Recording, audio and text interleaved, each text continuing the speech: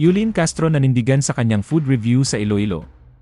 Inamin na hindi talaga siya nasarapan. Honestly, hindi po talaga ako nasarapan. Opinion ko naman po yun. Hindi ko sinabing huwag puntahan, hindi ko sinabing sara kayo. Pero bago ang lahat, kung ikaw ay bago sa aking channel, huwag kalimutan na mag-subscribe at i-click ang notification bell for more trending news. Binasag na rin ng social media personality Yulin Castro, na kilala rin bilang pambansang Yobab, ang kanyang katahimikan kaugnay ng backlash na natanggap niya sa viral food review na ginawa niya tungkol sa isang cafe sa Iloilo.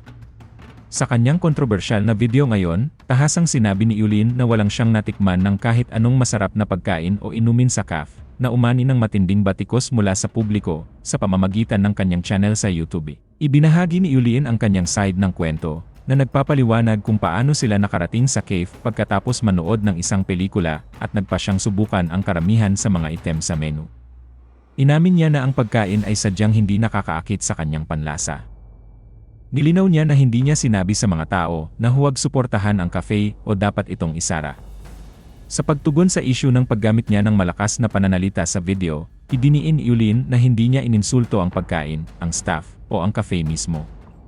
Ayon sa kanya, ang ginamit na ekspresyon ay isang kusang reaksyon at bahagi ng kanyang karaniwang pagpapatawa.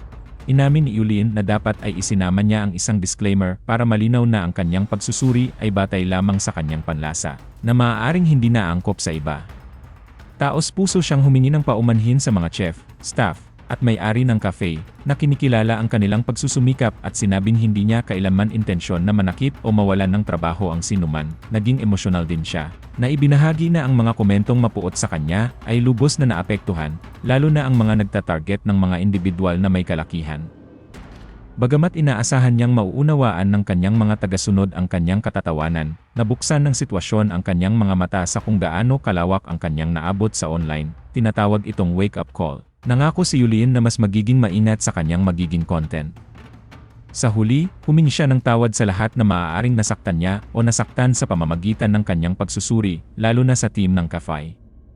Idiniin niya na bagamat tapat ang kanyang opinyon, kinikilala niya ang pangangailangan para sa mas maalalahanin at magalang na paghahatid.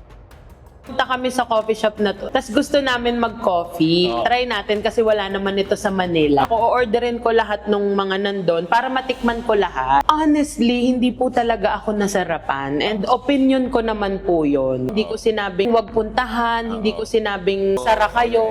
About doon sa pagmumura kasi. Hindi ko po minura yung pagkain, yung staff, yung cafe. Wala akong minura. Expression ko lang po talaga yun. Well, gets ko po sa mga hindi nakakagets ng humor ko. Naintindihan ko po yung frustrations naramdaman nyo kasi hindi nyo nga po pala gets yung humor ko. Akala ko po kasi lahat nagigets na yung humor ko, lahat ng follow.